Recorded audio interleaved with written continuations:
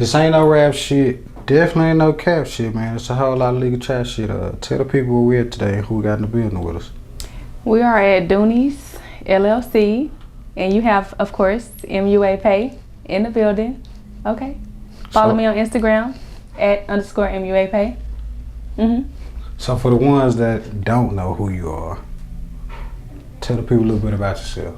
Okay. Well, I am a freelance MUA located in Duncanville, Texas. I do makeup, any skin tone, any race. I've been doing makeup for about 4 years now, and I'm ready to make some magic. When did you jump into this lane and decide, like, all right, I'm gonna do makeup? Like, how does somebody even decide? So it came about after I had my son, of course, in 2015, and working in a pharmacy for about 5 years. A pharmacist asked me, like, hey, you know, do you want this makeup kit? And I'm like, no, I don't usually work. I don't wear makeup at all. And she's like, okay, well, I have a makeup kit for you. You know, maybe you can try sometime. And so me being me, I'm like, okay. And so I started practicing on my sisters, and it just kind of jumped off from there. I just kind of fell in love with makeup. Like, So it wasn't. You had no passion for makeup. I had no passion. Like, literally, to be honest with you, I was a tomboy. Like, I would climb trees. I would race dudes outside. Like, I had no passion for anything girly, and just jumped into it. I don't. So she give you this makeup kit. You go home. You practice on your siblings, your sisters. Like, what was you thinking at that time? Like, To be honest, I didn't even really jump into it. That kit sat there for about a few months, and after that, I'm like, you know what? Like, let me just try some of this stuff. Like, let me try to tap into my feminine side. And so I started practicing on myself. I'm like, you know, let me draw my eyebrows on. Like, let me put some concealer on. And then my sisters, of course, they're there. I'm like, let me practice on you. And then it just kind of jumped off from there. Like, I started loving it. I started loving the enhancement of beauty. I like that. I love that. was it an easy concept to grasp? It was an easy concept to grasp as far as putting makeup on face, but you have to have a technique. So that's not easy. You have to learn a technique and stick with that. So you learned the technique, or did you go find somebody to help you, or? So as far as the basics, putting on foundation, drawing eyebrows on, I did learn that, but it definitely took for me to take a makeup class, and that showed me the steps to sanitation, cleaning your brushes, making sure you have the correct foundation, like the correct colors of foundation, things like that. And then I also took classes with my girl Tay Hyder. Shout out to Tay Hyder, who's a celebrity makeup artist now. I took 2 classes with her, and she showed me the real techniques, how to contour, how to apply foundation, how to conceal your eyebrows, how to apply lipstick, how to highlight the face, how to make your face go up if it's going down. She definitely taught me the ropes to makeup. So it's more than just putting it on your face. Oh, it's more than just putting it on your face. Makeup, it looks easy, but you have to really, really, really, really put in the work to perfect the face. So when did you get like your first client, or when did you actually monetize? I want to say my makeup business jumped off in 2018. I posted myself doing my own makeup, and then from then on it was people like, hey, you know, can you do my makeup? Just clients reaching out to me, and so then I started taking it serious. What people don't tell you is when you do decide to, you know, start your own business or get into that entrepreneur field, you're gonna have highs and you're gonna have lows. You're gonna have weeks you don't make money. You're gonna have weeks you make more money than you ever made before. So I just want to throw that out there, like, you know, no matter what you do, keep going, because those high weeks are going to make up for those low weeks. And, you know, you just got to stay strong. You got to stay motivated. You got to keep your head straight as far as, like, you know, this is what I want to do. If you're going to do something, put your all into it, no matter if you're not making money that week. So what do you do when you're not making money that week, or how do you stay encouraged? Like, So I've been in the medical field for about 8 years. I'm a pharmacy technician. So I'm currently working part-time as a pharmacy technician just to kind of make up for the money the times that I'm not making money. And I'm a full-time makeup artist. So with that being said, I schedule my clients around the days I'm not working. And that's only because I love money. I love a steady income. And so with me working part-time and bringing in the money that I'm bringing makeup, it all falls together. Is it hard working a 9 to 5? Definitely and is. still trying to do your own thing full time? Definitely, because you know that you have a whole business to run. And so when you working there part-time, it's taken away from your business. Sometimes when I am working part-time, that's when clients want to schedule.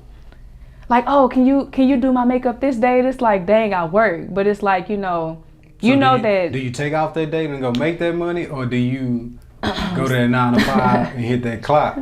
Sometimes I make adjustments. So it be times to where I work maybe 2:30 to 11. I'll tell my client, hey, I have availability 10 o'clock, 11 o'clock.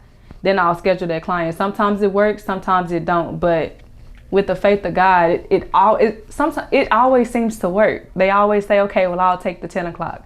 So, I mean, it all falls into place. When something is destined for you, it's for you.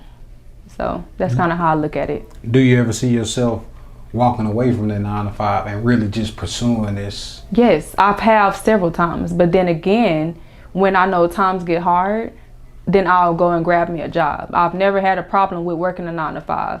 I do one day want to be a full-time, blown out makeup artist.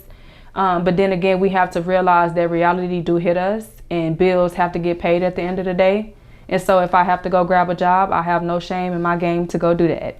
Do you feel like some entrepreneurs let pride get in the way when it comes to like, all right, I'm doing bad right now, but I'm on this entrepreneurship journey. I don't want to grab a job. Definitely. And I'm going to tell you this, I'm not big on falling behind. So by any means necessary, I'm going to do what I have to do as an entrepreneur, make the best decision for myself.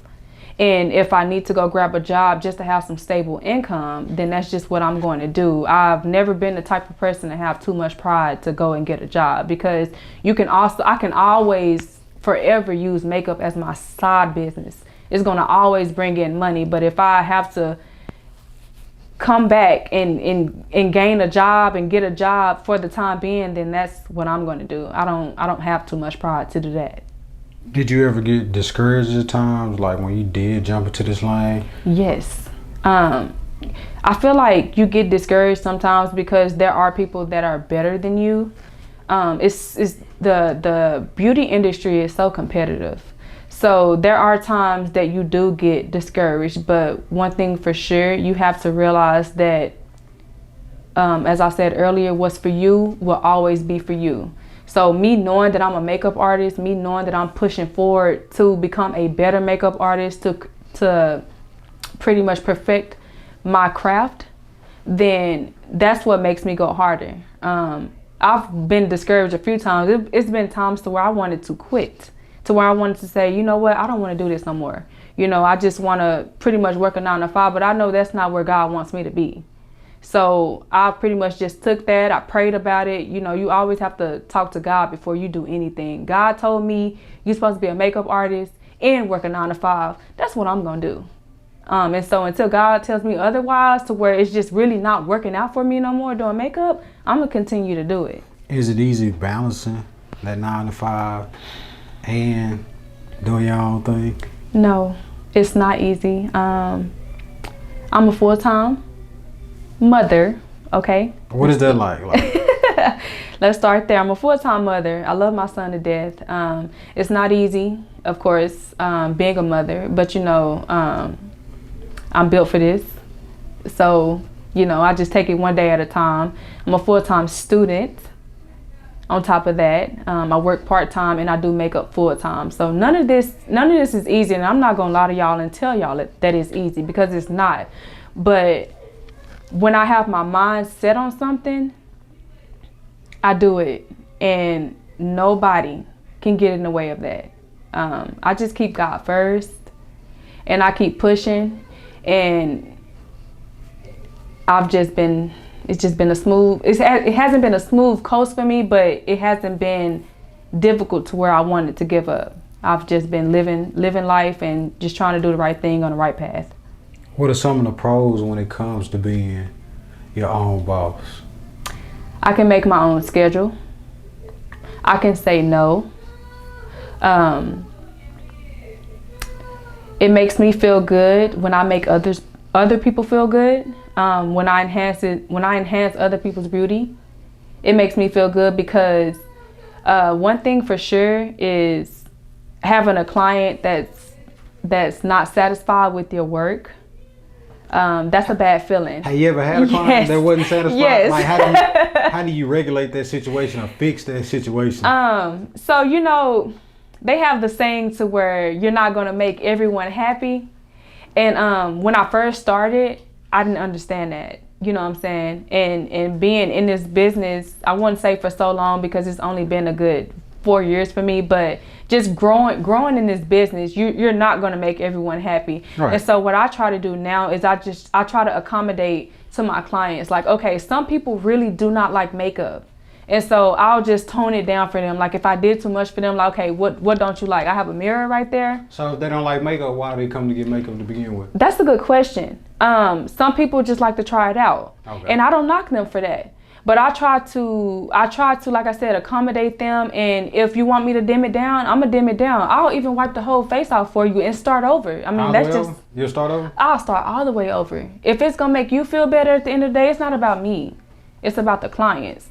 You know what I'm saying? It's about my clients that supporting me, that chooses me out of every other makeup artist in this world. And so if I can do anything to change your mind or to make you feel better or to get your makeup how you want it, that's what I'm going to do. I love this shit. Seriously. Do you think being a black entrepreneur, you held to a higher standard versus anybody else? Because, people go, prime example, people go to Chick-fil-A or somewhere and they'll mess up their orders 1,000,000 times. And they'll still come back, but you mess up once. I honestly don't think race has anything to do with, to a certain extent.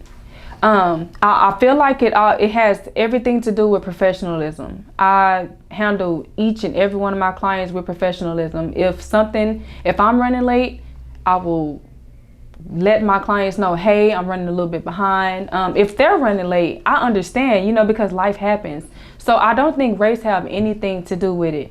Now, I will say that I feel like everybody is held to a higher standard because, like I said before, the beauty industry is such a competitive industry. And so it's just like, what makes you different from this next MUA? What makes you different from this other hairstylist? It's just in general, the beauty industry is just, I appreciate each and every one of my clients for choosing me rather than any other makeup artist. So now you said if you was running late, you'll let your clients know, or vice versa.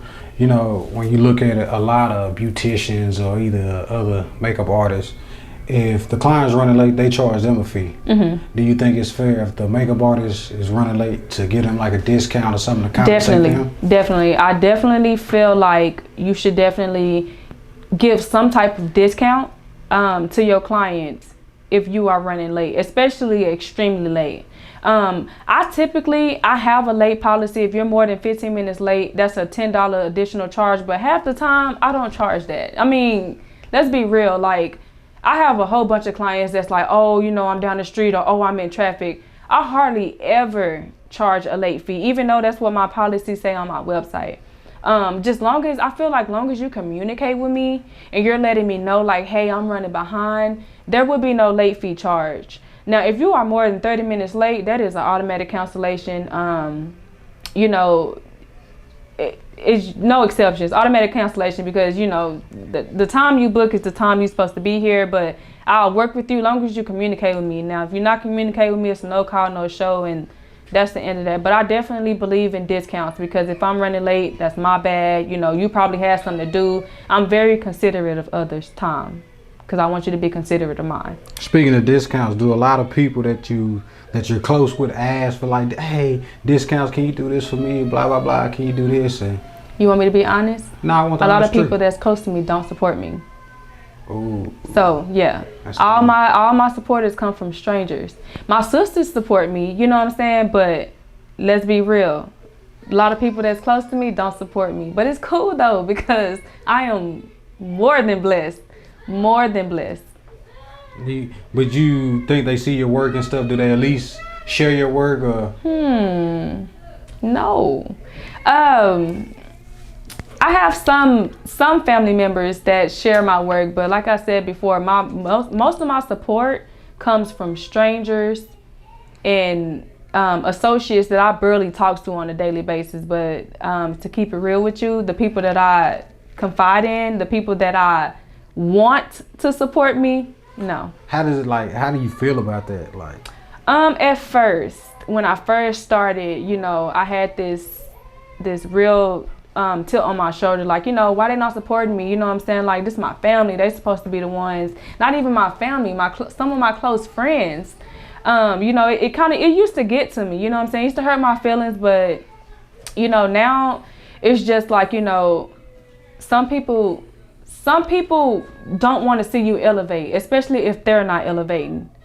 So with that being said, I just focus on becoming greater. I mean, I'm not really focused on who not supporting me, because I'm going to get support regardless. Do you think they'll come back around once they see that you actually bigger than what they thought you were going to be? I think that they would try to, but it's up to me to want to open that space up to them. Do you think people only like come around or solidify you as doing something great or being successful when you like link up with a person of status? I think people like that don't want to see you elevate.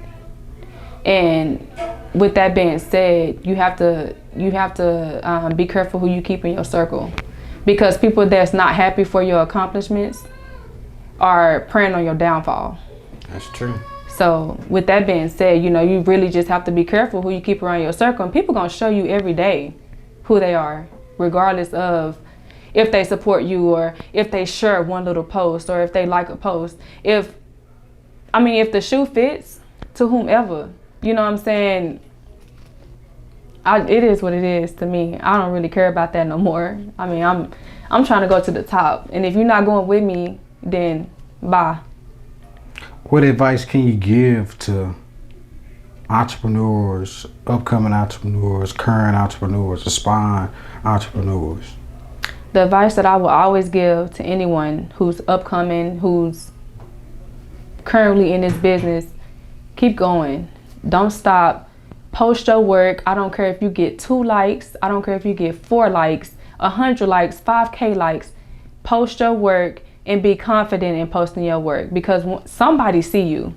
Somebody gonna see you, and it's gonna be strangers who support you the most. So keep going, keep doing you, keep perfecting your craft, take classes, learn from other people. You don't know it all, because there's always somebody that's gonna be better than you. Keep going and keep elevating. That's the only advice I'm gonna give you. Hi, man. Tell the people where they can find you at on. You can find me on Facebook as MUA Pay, Instagram _MUA Pay. I have my booking link on there. Available times. I'm open. I'm located in Duncanville, Texas. Book with your girl. Hey, man. This ain't no rap shit. Definitely ain't no cap shit, man. It's a whole lot of legal trap shit, man.